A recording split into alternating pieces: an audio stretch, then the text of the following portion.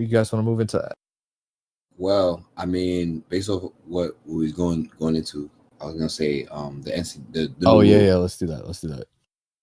Okay. The Rich Paul rule. As LeBron so-called dubbed it.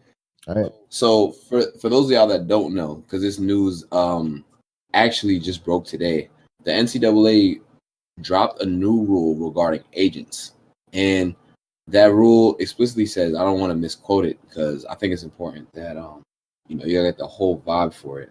In the memo obtained by ESPN, the NCAA outlined new criteria for agents: a bachelor's degree, National Basketball Players Association certification for at least 3 consecutive years, professional liability insurance, and completion of an in-person exam taken at the NCAA office in Indianapolis in early November.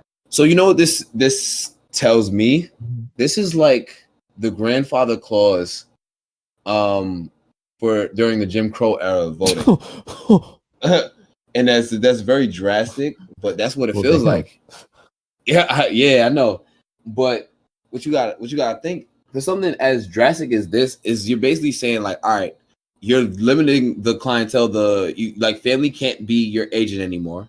It has to be somebody that's quote unquote professional, and more often than not, somebody that is probably not black. Like Rich Paul, for example, listen to this list of people who Rich Paul represents: John Wall, LeBron James, obviously, Tristan Thompson, Draymond Green, Eric Bledsoe, Ben Simmons, and many others. Anthony Davis on the list? I think Anthony Davis is on the list, as a matter of fact. So I probably have to fact check that. But that's, to me, it's like you're saying like that these dudes, and minus LeBron James, all of them came out of college. You have to have these requirements to be an agent, but why? Yeah. And LeBron took a lot, not even took a lot, but LeBron felt a way about it, and he even was the one that dubbed it as the Rich Paul rule because, he has the most high-profile NBA players. Mm-hmm. Maybe the NCAA is losing money on this. I don't know. I think that's what it is. I think it's like I feel like the NCAA is losing money, and I feel like they're gonna continue to lose money.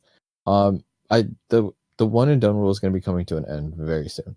So I feel like this is their way of trying to keep some of it in. And also, as you see more players going overseas and taking other routes to get to the NBA, bypassing the NCAA, this is their way to try and stay relevant. And I do think the one and done rule was bad for the game. I think it was really bad for the game. And the fact that it's going to be gone in the next couple of years, they're just trying to hold on because they know that once that's gone, the mass appeal of NCAA, to the players, is going to go away. Right. I really do think that's all it is. And yeah, it seems like they're super targeting that. And I don't know, especially when it's already it's a lock in that sense, because you have people who go, oh, isn't it? It's as long as you don't have an agent, you can withdraw from the draft. If you don't get if it doesn't seem like you're gonna get picked, you're not getting picked as high as you want. As long as you don't have an agent, you can just go back to college, right? Right. Yeah, I mean, it's wild. What do you think, JT? It's just another reason, not to say reason, but just another way of the NCAA just really giving us the business, giving athletes the business. It's how long are we gonna suffer under the reign and the tyranny of the NCAA? There's got to be a better way, somehow. I mean, I don't know how. I don't have the brains behind it to know how, but there's got to be a way for us not to just be at the mercy of the NCAA, and any rule that they hand down, we have to follow that. There's got to be a way out, because this rule in place is really we all know who they're targeting, who they're talking about. I just don't get it. How does this benefit the NCAA in any way? Monetarily, I don't know if like you guys were saying, how does it benefit the NCAA? I know it doesn't benefit athletes, but they don't care about that. But how? And I feel like it benefits them by it's kind of locking in those players to being if you're in college and you're doing well, it's either you stick with it or you go to the NBA. And it's just that way you're trying to make sure that these players are staying in college, and that because it's the players that are going to draw this attention. You know what I mean? It's not the one and done rule changed where players went to college because they wanted to and they thought they were going to get better from when they implemented that. So to me, it's like by forcing, like trying to it's like they're trying to regulate the talent.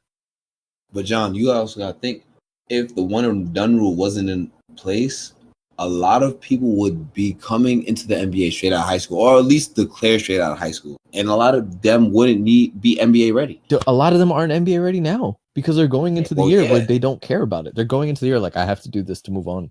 So I feel like it's better because, dude, you're weeding out all that shit. You don't have to wait like 5 years to see this person's going to become a role player. Like if the NBA was gonna make a rule saying that these kids need to stay in college, or at least go to college for a little bit, or you have to be X amount removed from the NBA, at least make it 3 years. I feel like I would have said 2, but for me, the one and done rule, I get a lot on it from like RJ and Channing from their podcast, hearing about it. And it's like, back then you had more players staying in college for longer, and that's why you had more NBA ready players. Like, you had people going to college because they went, this is going to help me get better and I want to be here.